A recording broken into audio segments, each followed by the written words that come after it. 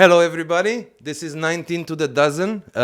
One new episode for the podcast where we meet and find out interesting stories from foreigners living in Prague. Today is a special day for me because we are meeting Laurent Casano. He is the managing director of Uniglobal and the man who actually gave me my first job when I came to Prague in 2012. Uniglobal is this wonderful place where what they do is they produce business events, networking opportunities that you can't basically miss. Even now with the pandemic going on and so on, the business is going great, right? It's going. It's going. We are still here. So that's the main point at this stage. First of all, thanks for having me. It's a real pleasure to be a part of one of your podcasts. And here we are. Yeah. Je suis très heureuse que tu acceptes mon invitation. Merci, Laurent. And I was really thinking, knowing Nice. you and live for so long time and being around you for so long time, I was wondering, how to actually start this conversation, So what I could come up with is this, Laurent. Help yourself. Please let me know if this rings a bell or not, okay?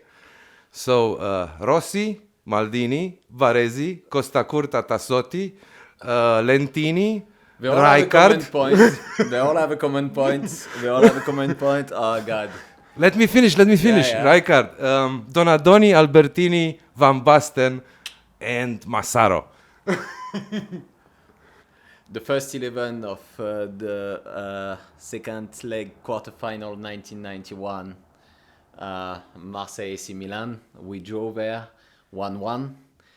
Goal from the first goal for Milan was from Gullit at the 15th minute, and around the 35th minute get the equalizer by Papin. And the second game, you have to put that in perspective, right? It was the great Milan, the big Milan. I believe they already won the European Cup twice, and they were unbeaten, I believe, since the past couple of years on the European scene. And the second game is at home, and I was there, and it was unbelievable memory for so many points. I'm not sure how long I can go for that, because Please, I can stay 2 hours I don't on want to that. stop you. Right, I will tell you, as a teenager, right, I was 14 or 15 years old. As a teenager, it's a great memory for me because it's a great story that I shared with my dad, and I so wanted to go to watch this game. And we were living in a town which is 20 kilometers north of Marseille, which is named Aix-en-Provence. Most probably we'll get back to that, but I so wanted, and it was only to get a ticket was crazy, and I told my parents I would like so much to go, and no way, blah blah blah, we're gonna get no tickets. And I just remember that the morning, it was the last day or the only day you could get some tickets. At 4 a.m. I was sleeping, and I felt a hand on my shoulder. It was my dad, and he told me, so it was 4 a.m. yeah, so we got to get these tickets or not. And we drove to Marseille down. We were there at 5 o'clock queuing for literally 2 or 3 hours, and finally we get 2 tickets. And that was an incredible memory. I will never forget what my dad did this day. And we went to the game together. He took half a day off, and it was something for him to take half a day off. And we just went to this game, and oh my God, the complete scenario of the game, I remember like the second part, when Waddle received, we didn't know from the crowd, we didn't know that Waddle was injured, and but the guy scored an incredible goal. I can see it like if it was, and it was just an explosion. And at the end of the game, one of the big lights actually completely broke, and so Milan players decided that they didn't want to continue, even though you could see like exactly like it was, you know, midday or whatsoever. It was no problem, you could play, but Milan players fought because they did it the year before with the fog in Belgrade, when they were on the edge to lose against Red Star Belgrade, and they did the same, but we were not Red Star Belgrade, and so they wanted to go back to the tunnel, back to the locker rooms, but Marseille people say, well, we cannot find the key of the tunnel, you know, which is obviously, and to give time for the light to come back. And then they refused to come back on the pitch, and finally the referee, like, made the final whistle, and we were qualified for what is now called Champions League semi-final, and it was obviously unbelievable memory. I have them as I listen to you. I got chicken skin when I'm telling that, because I had the chance, and it's a fantastic chance, and you know, I had the chance to see my team. At the time I had season tickets, but it didn't give you any priority for the European games, which is crazy if you think about it, whatever. But I had the season tickets. I was and I'm still a huge Marseille fan, and I had the chance to see my team at my club at its best when we were on the roof of Europe, like really every weekend at the stadium, and I had the chance to see, which is something when I speak to some of my good friends here in Prague from, you know, wide range of nationalities. They all have history, they all love football, they all have, you know, memories, but I had the chance to see my club winning the European Champions League in the stadium, and I had the chance to see my country winning twice the World Cup, even though I was not in the stadium, but in my life, I mean, that's unbelievable how lucky, you know, how lucky it feels, and that was absolutely brilliant memories. Yeah, OM actually goes on, and next season wins the European in '93, I think. No. So actually interesting. The next season, we didn't even reach the quarterfinals. Okay. We lost against Sparta Prague. And it was, actually we won again. I was at the game in Marseille. We won 3-2, and we were winning 3-0. 20 minutes before the end of the game, we were 3-0, and Papin touched the post. So we could have been 4-0, but we won 3-2. And I remember leaving the stadium and feeling, come on, it's okay, you know, we're not going to lose there. And we lost, if I remember well, 2-0 here in Sparta Stadium in Letna. And that was terrible. I was like, god damn. And the year after, it's when he decided to change the team. He sold Waddle, we sold Papin to Milan. And the year after, he rebuilt the team, completely new team, new style. And the year after, but still with the same crazy Belgium manager who was smoking cigarette after cigarettes on the bench. It was a different time. I mean, who smokes a cigarette on the bench these days? You're it's right. Not even allowed. Yeah. So I mean, and we went in Munich, and I was there. I still have the ticket at home, actually. It's something I still Rudy keep. Feller was playing for Rudy Voller. God, it was. We had a fantastic team, but in complete different. Deschamps, maybe. Deschamps was our captain already.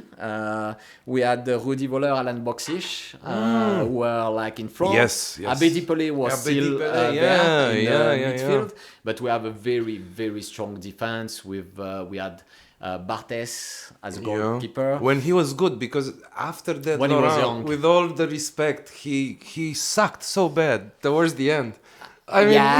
Towards the end, I would agree, but still, I mean, the guy he was won the young Champions then. League, won the World Cup, Two World Cups, played for Manchester United, won one. True. Played for Manchester United. Yeah. I mean, it's actually not as bad, but we had so Boli Desai in central defense. Yeah, On the Boli left Desai. was pure Marseille guy, which was one of my idol at the time, Eric Dimeco. Dimeco. And the guy was a butcher. I mean, like, it's unbelievable. And football was kind of different at the time, but let's say the area we are living right now was starting around this period. And on the right was Angloma, actually. So we had an incredible defense, strong midfield, and it was not a spectacular game. I think we have been really, really lucky not to concede any goal the first 30 minutes. But we scored just before the break, and after that, the second half was just... I cannot even remember anything about the game in the second half because I just remember watching the clock. The clock. And as you said in the beginning, this was happening like when you were 15, 16, 17. Yeah. I mean, like, what can be more beautiful than the team you root for, your home team, which you grew up with, and as you tell the story, it's like passed on as a tradition from your father and so on, winning with the Champions League indeed. It's difficult in terms of football, right? Because let's put things in perspective. Of course, in terms of nothing football, comparable yeah. to some other stuff in life. Yes. But in terms of football, it's watching football, because there is watching football and playing football. But yeah, it's a memory which will stay for life. It was absolutely incredible. It's just you grow up with your team. You go to the stadium for the first time when you're really young. Then you when you grow up as a teenager, you want to be with the crazy fans. Obviously, it's got this attracting power. So this magnet. So you go there, and and then losing your voice after the game for a few days and absolutely. And you leave it, and it was the week itself was crazy because 3 days after we were playing against our biggest rival, against Paris. It was a game we needed to win. They were second, we were first in the league, and it was just 3 days. And at this particular game against Paris, where again I was in the stadium, it was kind of, we won the Champions League in Munich, like, let's say 10, 11 o'clock. You leave Munich at 12 by bus, come back to Marseille. I even didn't go to school, or perhaps I did, I don't remember. But when I arrived in Marseille, the first thing we did was go to the stadium to wait for the players to come back with the trophy, And then we partied all night. And then the 2 days after, it was this game against Paris, which is still our biggest rival. And it was a crazy game, and a particular game where Basile Boli scored one of the most beautiful goals in the history. I won't go crazy, but at least in the history of the club. And we won this game 3-1. It was a lot of tension around the stadium as well and everything. But it was an incredible week. We were on the roof of Europe, and it is memories for life. Frankly speaking, as a teenager, whatever you do, but it's so cool to have a passion. Absolutely. It's so cool. You have something, you really feel it. It could be anything: music, dance, sport, whatever sport, but something you're really passionate about and something you really cultivate. I mean, for me, I can tell you that sports, football in particular, but it could have been any kind of team sports, any kind, basketball, volleyball, but it taught me so much stuff for life. I wasn't, like playing as a big level or whatsoever, but just simple lessons that you learn. It's never until the end the game is not over, whatever. To respect your teammates. I remember once, for example, but it's true when when you grow up, you start to be 16, 17, 18, you start to go out, the motivation to wake up to play. At the time we were playing on Sunday morning, and sometimes it's not as easy when you finish the party and stuff like that. You go to your first parties, you start to have this teenage life. A little bit different. And I remember that once we had kind of important game for us to play, and I screwed up. I screwed up because I was partying the night before and things like that. And I remember after that, the looks at my friends in the locker room, and in the changing room, and you're like, yeah, okay, I screwed up. And it's basically it was one of the moments when I decided to stop, because you grow up, your priorities have to be different, but the lesson it teaches you to be reliable and to rely on others, to never never give up, never give in until the end, and it was fantastic lessons and life memories as well, because it's all the environment. It's not only the games, it's the moment you share when you travel to play away, when you go for tournament at the end of the season, when the parents take off the barbecue, and you thought you're gonna be back home because the next day you have school, but actually the parents are spending nice moment. You spend a nice moment. They take out the barbecue, and you understand that you're gonna have 3 or 4 hours more to spend with your friends. I mean, that's unbelievable memories. I wish everybody's got that. I totally agree. I mean, also, that I played American football in Prague for Prague Mustangs. You are totally right. And if, like, let's say 2 old guys like us Really, they are meet called today, the Prague Mustangs? yeah, Mustangs. I didn't know that. Yeah, That's funny. Yeah, The Mustangs. Mustangs, because we're fast. I mean, they it's, couldn't call themselves the Prague Skodas or...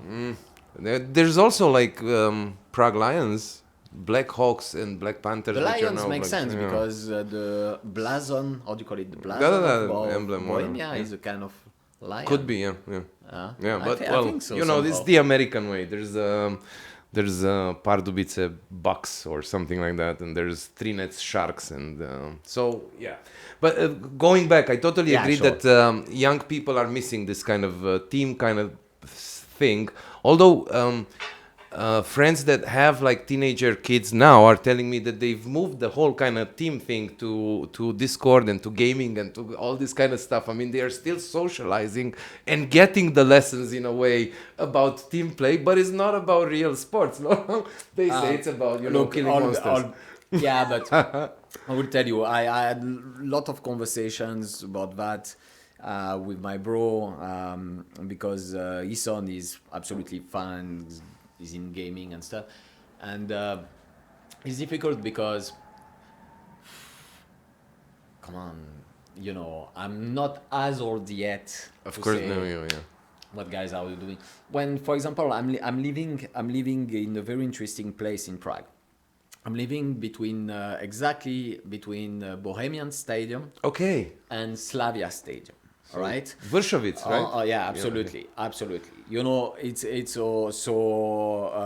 it's very interesting because almost every day or at least before COVID, when I take the tram, at least in the evenings, I can see teenagers who are going to train. Either it's for hockey, either it's for That's true. field hockey, because I know they are very performing in field hockey. They are obviously the football is the main part, but I think they are even it's kind of omnisport club, right? Absolutely. And I see that many teenagers, and here in Prague especially, like Czechs are very like sports people. I mean, how many that's times true. I see them in the weekend going Yeah. cycling, Yeah. and so it's always difficult. Yes. But we didn't have all these video games. I mean, we were the generation who started to have these video games, Yeah. but I don't, it's difficult to judge, perhaps they teach them some stuff that, they teach them to get more familiar with the digital environment.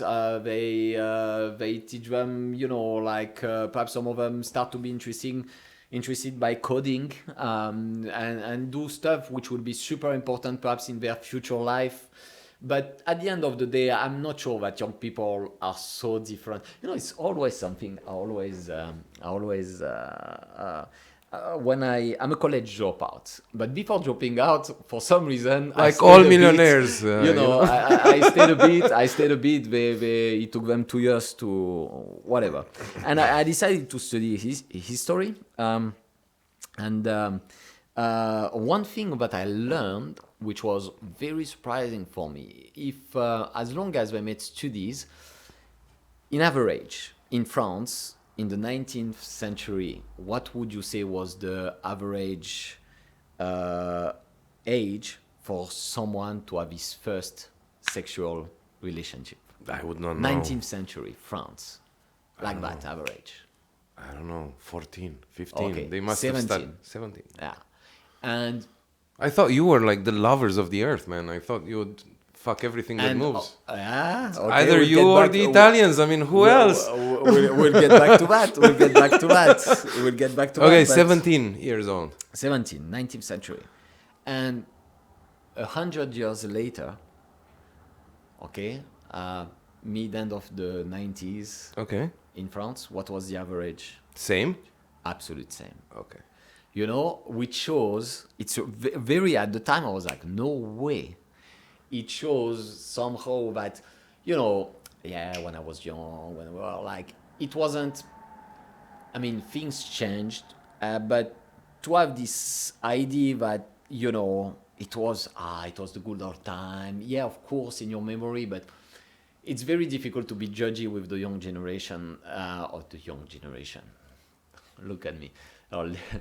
It's very difficult to be judgy. It's different time. And I remember that I always hated people who were telling me, oh, you will see when you grow up. Blah, blah. Of course you will see when you grow up. And of course, you know, you see and you realize, oh, yeah, he was right. My dad was right. My grandpa was right. Okay. So I'm trying not to make the same. But I always thought like practicing a sport or a group activity. But it's always very good to teach you social skills, basic social skills to teach you. But after that, you have people who are playing chess, you know, and their passion is chess. And, you know, it doesn't create bad people, it doesn't create, you know, like, Right. so, but I think having a passion, and I would say it's not even as a teenager, it's whatever age, you know, having a passion, having something you know which blow your mind, being able still to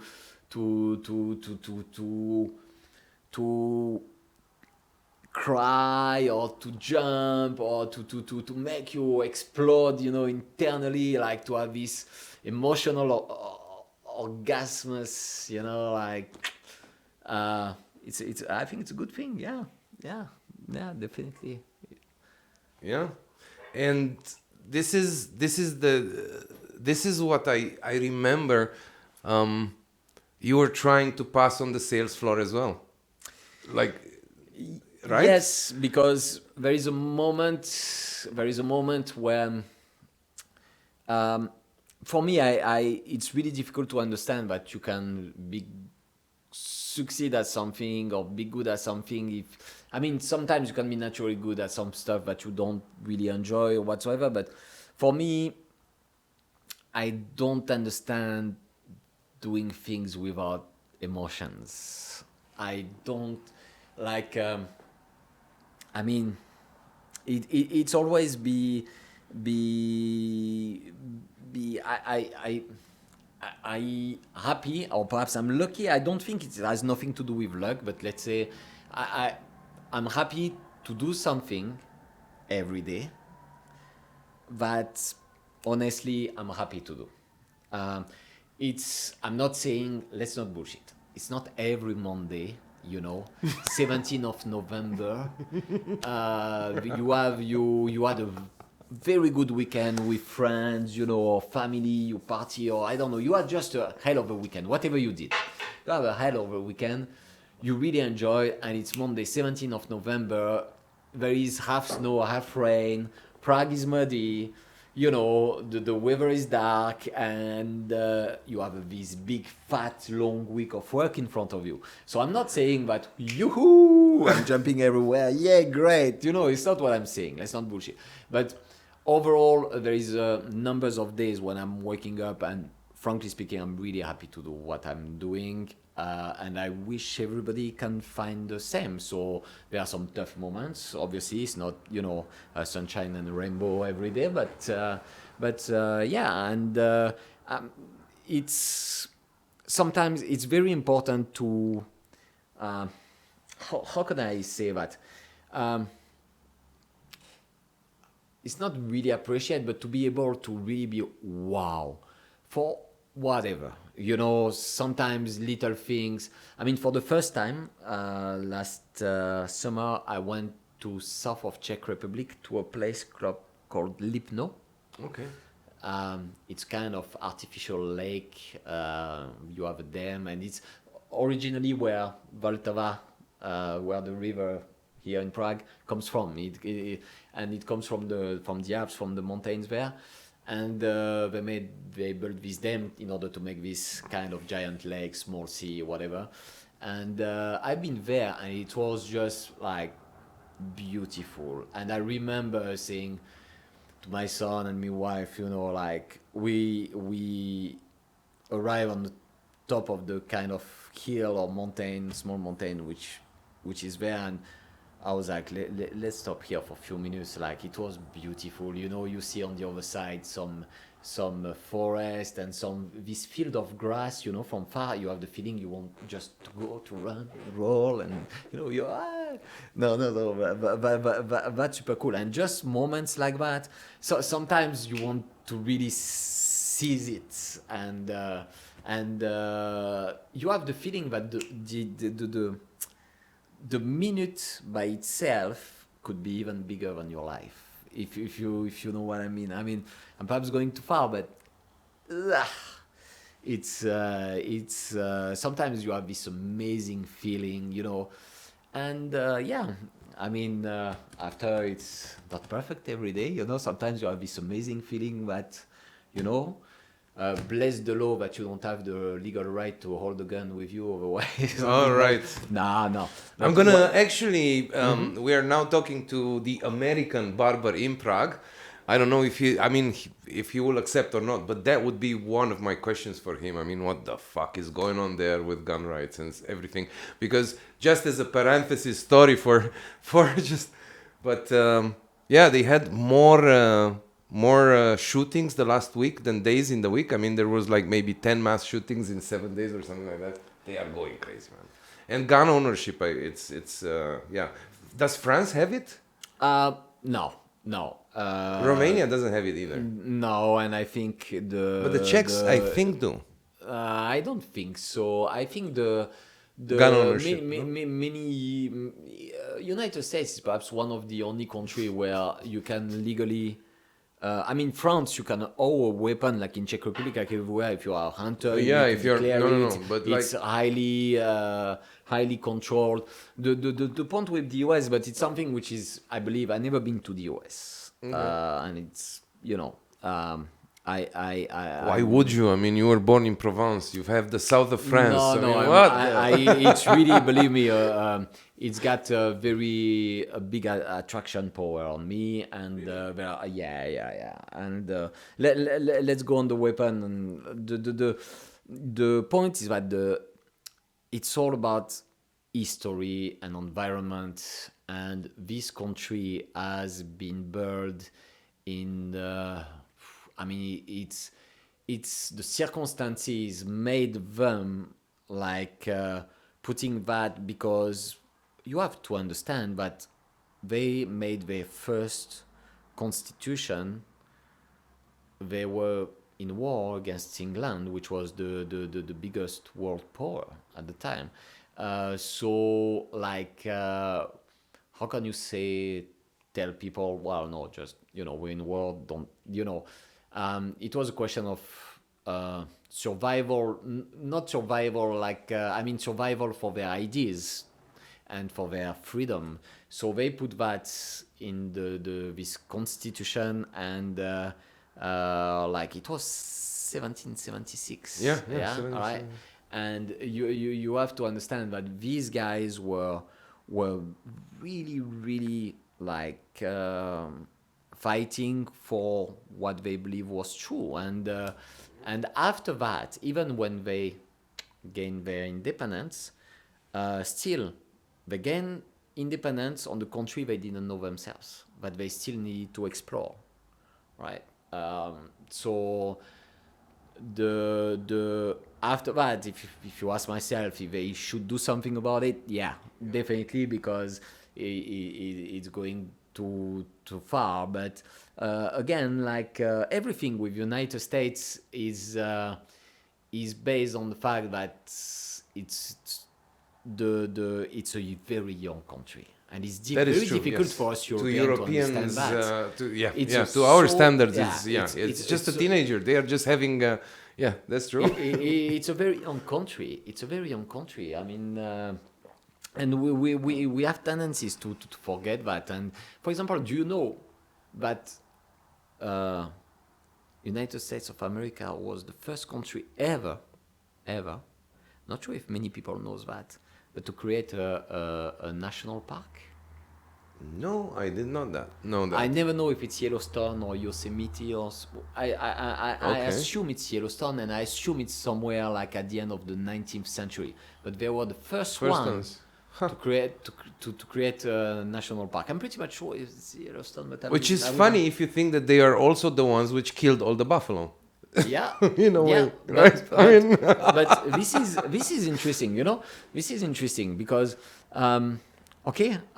we as human beings extinguished, because we have the feeling we do that right now for the first time. No. We extinguished the numbers of species in Australia when human first stepped on the island. And the numbers of species have been extinguished.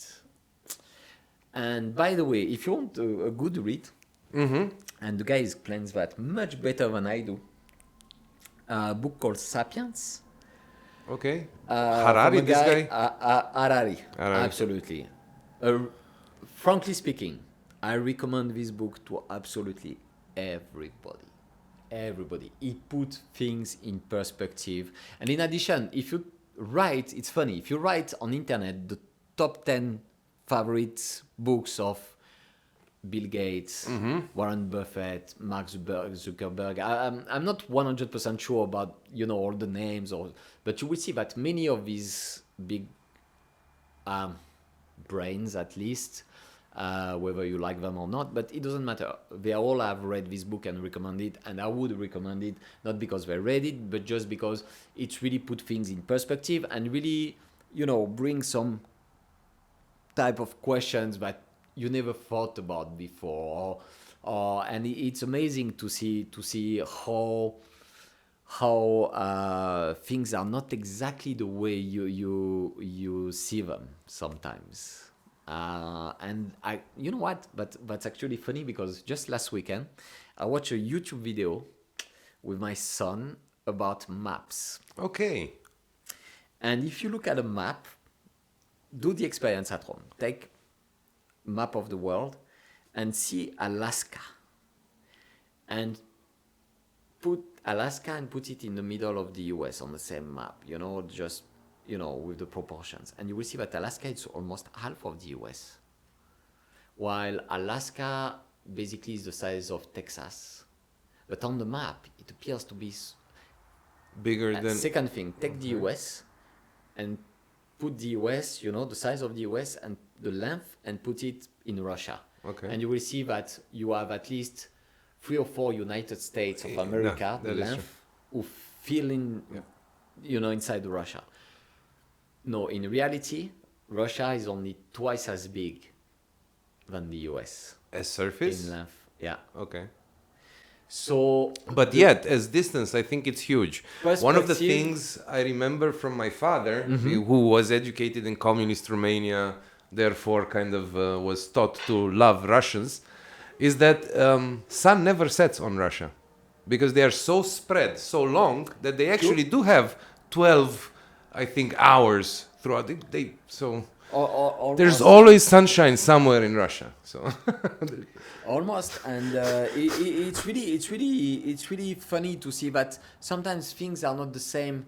For example, I remember having learning that, and if you see, if you represent yourself, Madrid, Spain, sun, hot summer, and New York,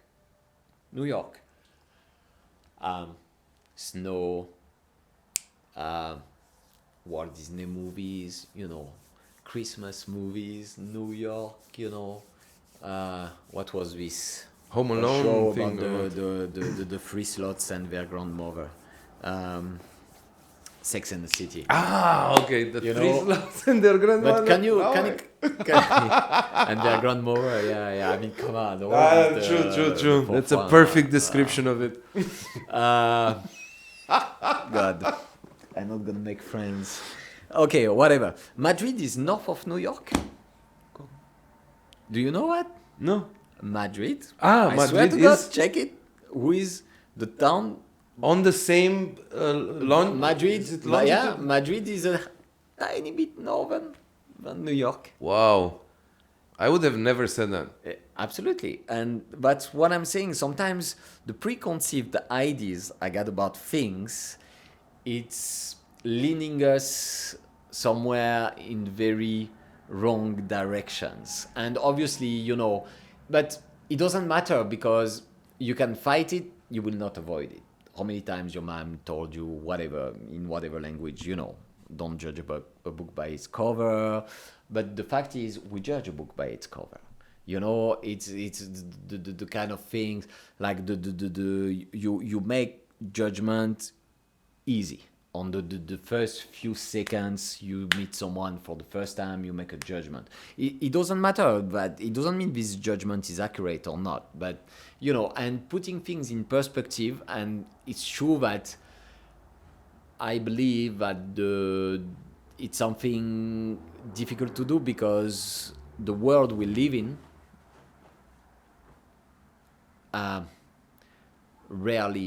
seldom leaves us time to do that. So it's very tough to actually reflect on things and to try to find the time to put things in perspective. Actually, that was profound. It is. I mean, yeah. I mean, it's just usually when you will watch the other episodes, you'll see that I talk over people, and I'm like easily bored. But now I'm like all sucked in. I mean, wow. But if I might steer a little bit the conversation now. Yep. Please. Okay. Yeah. So, tell us about when you moved to Prague, man. I remember one of these stories in which I don't know if it was. Let me give people a little bit of context, okay? So, as I was saying, this guy gave me my first job in Prague. I don't know if he knows or not, but I arrived on the 2nd of April, and he called me on the 3rd. So it was like actually my first, after I slept my first sleep in Prague. And I'm still living in Naroni Divadlo. We were at the same time in Naroni Chida at that point. Right. Yeah. So it was, this guy calls me and asks me for the interview, and I'm looking at the map, and I actually have to walk 5 minutes to get there in Prague, which is amazing. We could have seen each other from the window. Exactly, yeah. I mean, I already was hoping that he's going to give me the job just because, like it's so close to home. And that's wonderful. I mean, because look, the expat, what I'm saying this is the expat experience is probably at least 20 or 25, 30 minutes in Prague would be enough to basically for the job commute. That's what it is. It's 30 minutes of your day and another 30 to go home, so 1 hour, right? But having this wonderful city, having this amazing opportunity to actually live downtown and to never have to change the apartment until now, and actually getting a call after the first night and being asked to come for an interview like literally 700 meters from that place was amazing. So I was obviously hoping to get the job, and he did offer the job. So to bring back to my point. So as you will be part of, and literally for everybody that is basically a new arrival in Prague, Uniglobal will be interested to see your CV. This guy is actually this guy. Laurent, my friend, is usually 80% of the people that work in Uniglobal due to the business nature, they need native speakers. So he's usually right employing new arrivals usually, and but that's not the point. The point is that what I was trying to say is that I don't know if you still do it or not, but we would use imagine boiler room, right, guys? Imagine boiler room. This is the sales floor of Uniglobal is boiler room, and every Friday we end. You used to end it with some speech, which was sometimes I can say it was cringy, but other times made me think. I mean, you were good and bad, like everybody, right? But it was a thing. You still do that? You still do that, right? No, You don't do that, man. no. I mean, I did it a lot. I don't do that for a while because of the pandemic and because we significantly reduced our staff. Okay. Trying to survive. Right. Let's be fair. No, what you are mentioning anyway is absolutely true. No, but what and one of these Fridays, what you were saying is, I came to Prague without speaking English. I learned the sales pitch because you at the time were employed by what is today. They don't even exist. Marcus Evans. Do they exist? No. They do. They They do, do. okay. They do definitely. Yeah. So anyway, this guy was formed in by competition and whatever. But the idea is, I came to. I will never forget this, Laurent. This is in my moments of darkness, despair. I think about this and I say, hell yeah! I mean, anything is achievable. Your words, as I remember them, and then I will let you speak. So No. your words, as I remember them, is I came to Prague. I did not speak English. I learned the pitch phonetically. I was scoring after a week. Well, all right. And- The idea is absolutely true. Let's face it. I did learn a bit of English at school. However, I've never really practiced it whatsoever. So when I say I didn't speak English, the idea was like, yeah, of course I was like able to say hi, nice to meet you. Of course, you I mean, know, yeah. the few basics. But the fact is that my English is still and was, if you can imagine, even worse at the time. And when I arrived in Prague, obviously, like every single expat, or almost, the idea is that okay, you arrive, you just get tiny little bit of cash in your pocket. I mean, that was my case, and the idea was like, okay, let's try to find a job. I wasn't here to study, classical story. I came for a girl, and I needed to find a job, and I left the job I had in France and everything, and I was like, all right, no big deal, let's find a job. And the first job I could find was a company called Marcus Evans, which still exists and which is still a very good company that I would recommend anyone, especially young people who wants to make a first step in their career, to start with, frankly speaking. Because first I made fantastic friends, second I learned many things, and third they made me travel and to some very nice venues, and it was super cool. So I had good times and bad times, but it will be the same everywhere. Anyway, they are not really in Prague anymore, I believe, but still, the idea was like,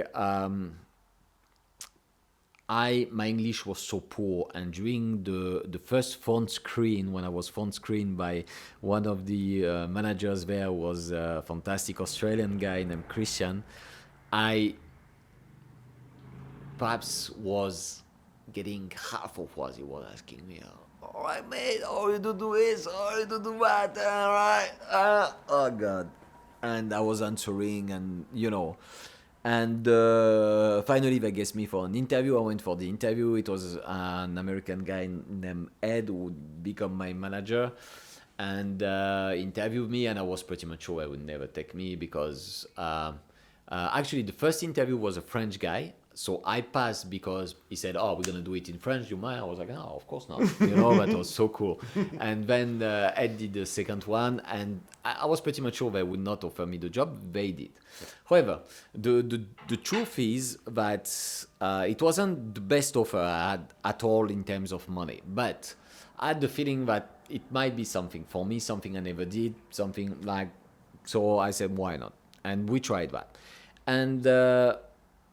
The first training, it was the same Australian guy who did the training, and I was with an English guy, Andrew Bennett, and All right. both of them had strong British and Australian accents. And me, I was like, and the training was 2 days, and I remember the first night, I came back home because I took notes phonetically about what these guys were talking about, and I wasn't sure if I was understanding well or not. And in the evening I spent 3 or 4 hours opening the dictionary. So I remember greedy, what greedy means. Okay, a pitch, what's a pitch? I had no idea. A PA, some stuff like that. PA, CEO. It was the first time of my life someone was saying, he's the CEO of the company, you need to talk to the CEO, or the VP, or the SVP and CXOs. And I was like, what the hell? I'm on CNBC channel, whatsoever. I had no idea, not a clue what these guys were talking about. The idea was like, you need to sell some stuff. Fine. You need to sell events. Okay, fine. So I arrived on sales floor, so intimidated. And I look all this, and it was the first time someone asked me to go to work with a suit and tie. That was my first experience. For me, it was like, wow. So it was very intimidating. And the idea was like, you know what? I gotta read what they asked me to read. I gotta call who has me.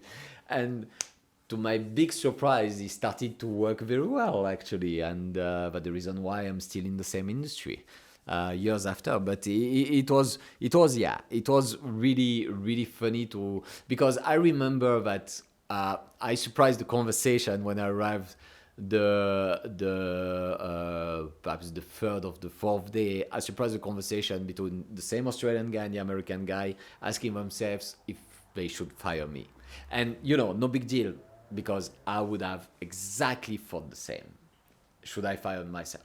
But the idea was that, and it's the same when I called you, and it's the same, you have to understand, for example, what I'm doing here, not what I'm doing, but the way I'm recruiting, or the way they were recruiting, is that it's true that they are better paid job. And it's true that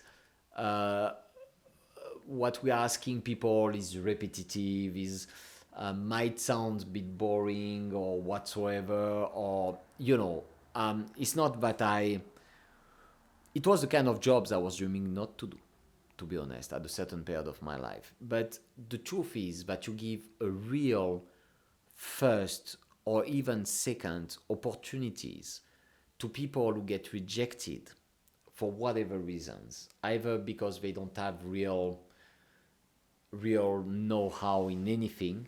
I mean, they don't know how to make bread or to build buildings, or either because, sorry to say, but their nationalities or their level of English, or their, sorry to say, no, like some people apply for some jobs who are definitely they are not qualified for as well, just because of the feeling that they are so special and they can achieve everything. And, why not?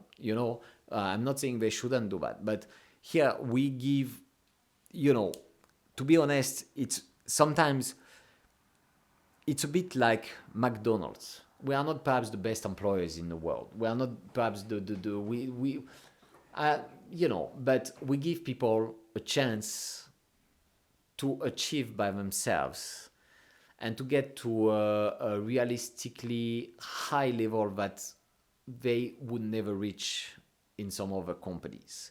And obviously, I'm not saying it happens to everyone, but at least we give people a real face-to-face with the real world.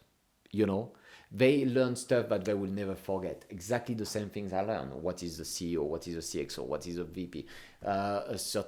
What is these kind of challenges that this certain industry is facing. Stuff that, okay, I'm not telling you, oh, I'm dreaming about to know what are the latest issues and innovations in the insurance industry in Europe. True is that? No. But, do you learn so many things? You speak over the phone to a wide range of people. And you learn things which will be useful for you, whatever happens. Either you stay 1 week or 10 years, you will learn stuff. And if you look at it, I would tell you something. You know that 60% of the millionaires in France are actually McDonald's franchise owners? No, but that's sad. Most probably. But they all started by frying French fries. Okay, that's not sad anymore. Almost.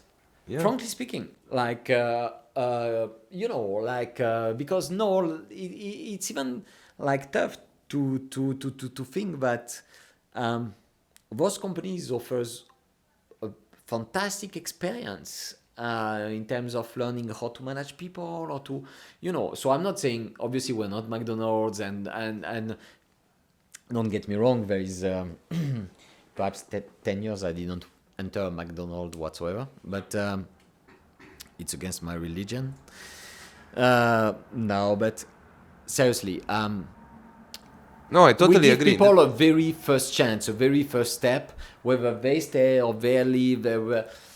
We give them a first opportunity to face the real employment world and In face Prague, what actually, that's true. actually, and we don't pretend to be anything else. I'm not hoping to be elected best employers of the world or the year, because I know we simply cannot compete with that or deserve it or whatsoever. But we are just trying to do our best to lead them or try to teach them few useful things, and and after it's up to them to do whatever they want And with them. that is definitely what you do. I came back here after 6, 7 years, whatever, and maybe more, and I still recognize faces, right? Pavel is here, and Elena is here, so it definitely means that we want people who stayed with us. Exactly. It definitely means that you do the right thing, even though you create an environment in where of course you reward performance. That's what it is, right? It's tough. As you said it, you've said it probably already 4 times today. It's never gonna be easy. It's gonna be tough. It's gonna have its ups and downs. But at the end of the day, I agree. It's the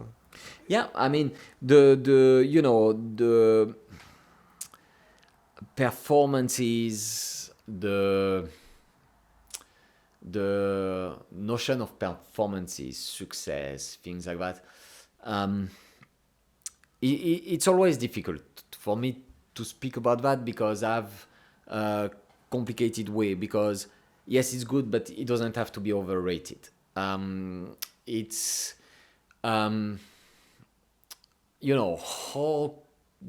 would you define success? do you think you are successful, Laurent?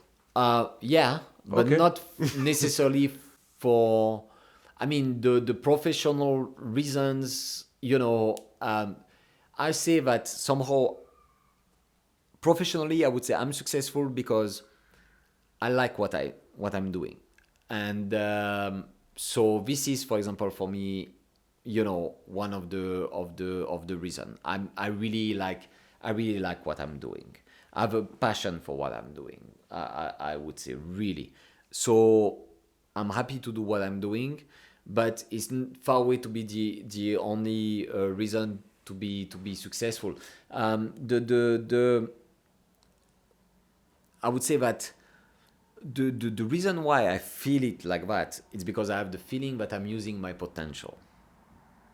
Perhaps not that it's best all the time, but I have the feeling that I'm using my potential. If I would have counted on my hands, I would have done nothing. If I would have counted only on my feet and dreamed to be a professional player, I would have done nothing. You football player, follow your dream. Yeah, okay, follow your dream, but be realistic a little, you know, like I knew that I'm not going to be good enough to be a professional football player, you know. So yeah, to a certain extent, it's really being able to use your potential, and that using this potential makes you happy. That's one of the key things, because the what I realize is that many people actually don't believe enough in themselves, and that's in complete contradiction to see the same people putting pictures of themselves and telling their lives on Facebook, for example. You know, that's how can you show so big ego on Facebook and show so little in your real life, where actually you have this potential, and you know. So that's kind of mystery for me, for example. You know, it's weird. It's very weird to think about that. So yeah, Facebook. Yeah. So you will not find me on this. Yeah. Never on I anything. Yeah, you have to have a Google account, Laurent, because I would want you to subscribe to 19 to the dozen. I'm using the company's one. To do that on YouTube. But I will obviously, you can count on my subscription. You can count on my subscription. No, amazing. And yeah, but what I want to say is that it's really like people needs to be responsible for themselves, and they need to understand that most part of the time, I believe that people are really, in general, I'm really surprised by how much potential people have. And believe me, I mean, I'm talking when I see myself, and believe me, it's not intelligence who brought me where I am, but it's just a bit of passion, dedication, and yeah, like. And luck sometimes. I remember some of your pitches where I was on the floor. I was like, "What the fuck is this guy doing?" At one point, we were having the wealth management conference, and you were trying to close for me. You actually closed for me the Nigerian bank, if you remember that. Could be, yeah. And your pitch was totally on spot, man. And you just, at the end of the day, I think you were just repeating what Richard Quest said the night before on CNN about cocoa beans and chocolate, and which had nothing to do with what you were selling, man. But you made it in such a way in which that girl, I think, bought like 3 delegates or something like that. Many I mean, yes, of my deals have been made just because of. I will tell you something. So story. I think luck is part of it, man. I mean, it could be. When you speak, people will hear, and they do hear the passion you have for it. But is that everything? No, It's a I'll little tell bit you, more there. I'll tell you, I had once an important interview, and I was really nervous. It was important for me at the time. It was an interview for a job in France with Air France. I was very nervous the night before, and my dad saw me and said, "Well, what's going on?" And I told him, and he said, "Listen, and you remember when you were 7 or 8 years old, you know, at school you made this small theater play, and it was all the parents, you know, like end of the year play and stuff like that. It was all the parents, and you completely forgot your text." And I was like, yeah, I remember that embarrassing moment, yeah. And he said, "You remember you started to improvise whatever, and from a boring evening, 5 minutes after, everybody was laughing their butt off." Told me, just do the same. Just do the same. You know, don't put yourself with crazy concepts or stuff like that. Just, you know, brief. I'm sure you well prepared and stuff. And actually, the interview went very well. And it's an advice I never forgot. You know, sometimes you need as well. You know, I don't know who said that. It's certainly not me. But I like this stuff. It's clear that it's not me. But you need, you know, you need to stay who you are for the people who are supposed to meet you in life to recognize you. Okay. Nice. You know, something like that. it's not me, of course. I don't know where I heard that, but you need to stay who you are for the people who's supposed to meet you in life to be able to recognize you.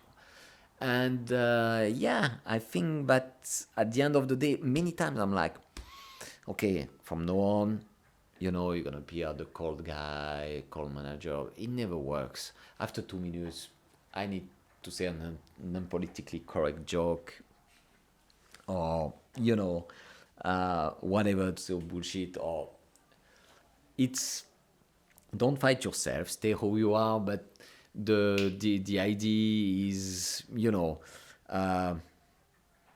yeah, to use your potential, and that's it, and things will get done. And what was the guy from Apple, Steve Jobs, and the dots will connect. Dots will connect. Huh? Hopefully, inshallah, as they say in Norway.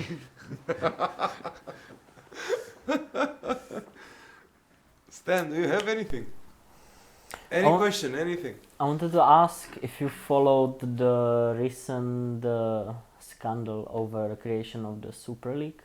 Yeah. So maybe your opinion about it. My opinion. Maybe just to stop it, to say to the viewers that it's 22nd of April when we shoot this, so we don't know when this will come out. So, true. And we started with football, and it will be actually very cool to end with that as well. I'll tell you something. It's the first reaction is like, yeah, how they can do that and stuff. But one of the only other sports that I used to watch during the great period when I was a teenager, when I used to watch Marseille, the only other sport I really enjoyed to watch was the NBA. Okay. Do you like guys enjoy NBA? Absolutely. I mean, for me, okay.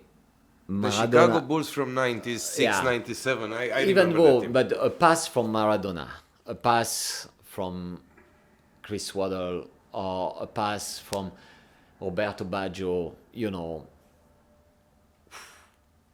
so this laser pass, and you're like, wow, that's pure art. Or the touch, people perhaps will understand me, but the touch from Eric Cantona against the Spurs when he give this ball, I don't know who is the striker from United, but he make this touch, like a tiny touch. It's against Spurs. People who knows football will understand what I'm talking about, I swear to God.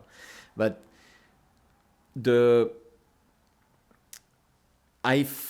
for example, someone like Magic Johnson was able to do this kind of laser pass in basketball or stuff like that. Highly spectacular. And NBA is a closed league. Right. No. However, I'm totally against, even though somehow it already exists. Yeah? If you take at the Champions League right now, I mean, who won the Champions League the past 10 years? True. Give me one small club who did not. Give me one small club who did not. Who won the Champions League? Bayern Munich, Barcelona. Who else? Chelsea, City, not yet, but City, and Paris not anyway, yet. But other than that, the best clubs, yeah. the best clubs, the 15, 20 best clubs in Europe concentrates all the best players. True. At the end of it, it's almost the same. No, what is clear is that it's a question of, I totally agree with Guardiola when he says that, the effort should be valued, and a comfort zone where you cannot lose whatever, you cannot get relegated, you cannot. It's, as a fan, it's not the same fun, and I think this is just greed, typical greed, and I don't think it's a good thing for sports in general. So even the NBA, even if I like to watch it, it always made me these weird feelings about, but you cannot get relegated. There is no risk. So, and anyway, where you go next?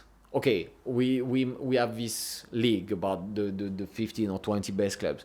What's next? Why not to allow 5 substitutions every 45 minutes? Why not to break the game in 4 times 20 minutes? Why, So at the end of the day, it's not the football I like, or let's say it's not the football we know. but it doesn't mean that young generations wouldn't agree with that. So it's not the end of sports, it's not the end of the football, it's the end of the football we know, most probably, because let's face it, no,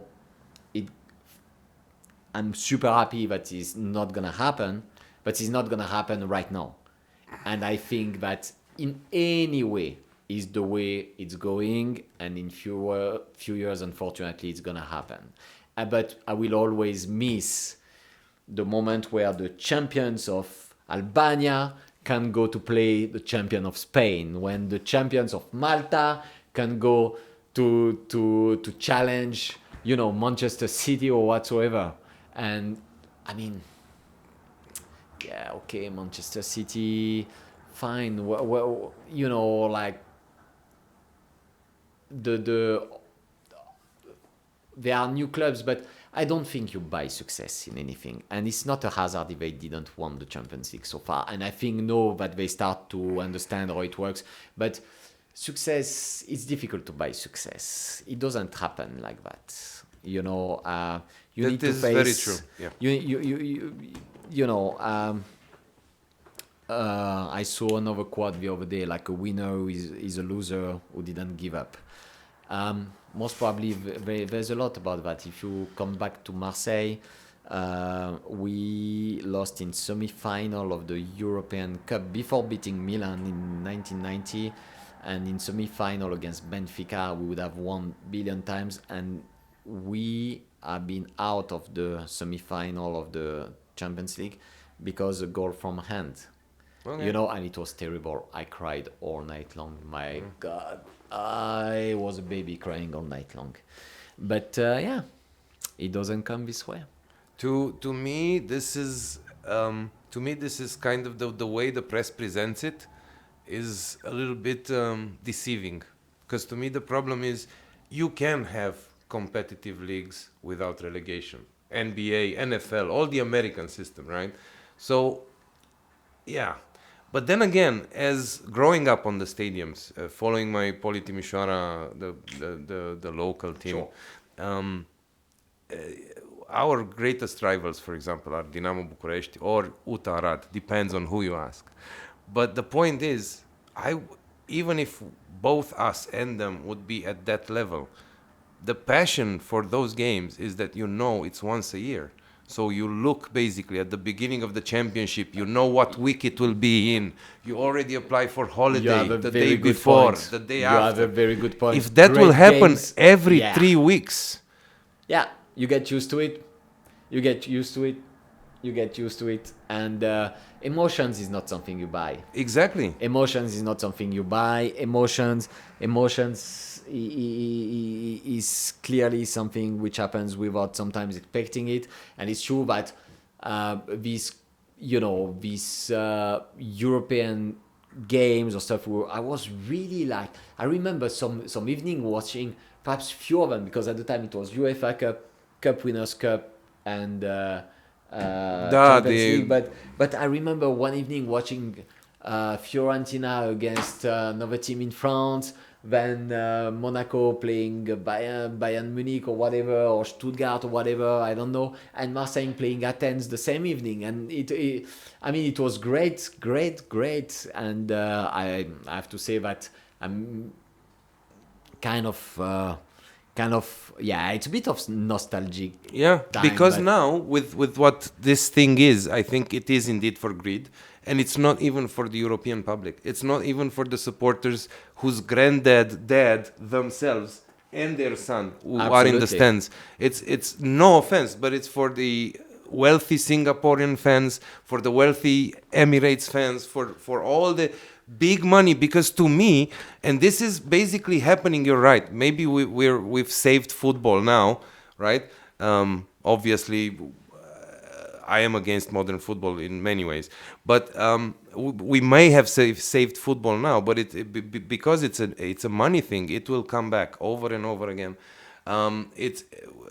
And in the end, it is for greed. So basically, the thing that attracted me as a teenager, and the way you describe the thing that attracted you as a teenager, that explosion, that exuberance, even the tears from losing a game from a hands, this is basically irrelevant anymore. In a way in which you just wanna, see Barça Real but football is also about Barça Alcantara. Barça Barça, I don't know. Just to end on the funny part, the other day I was watching just the highlights of a game, and I don't remember what it was, but it was something like Watford Wolverhampton or something like that. Okay. And the guy scores for the Wolves, and he's running, and he's like, and thank God, pointing his fingers to the sky, thank God, and praying God.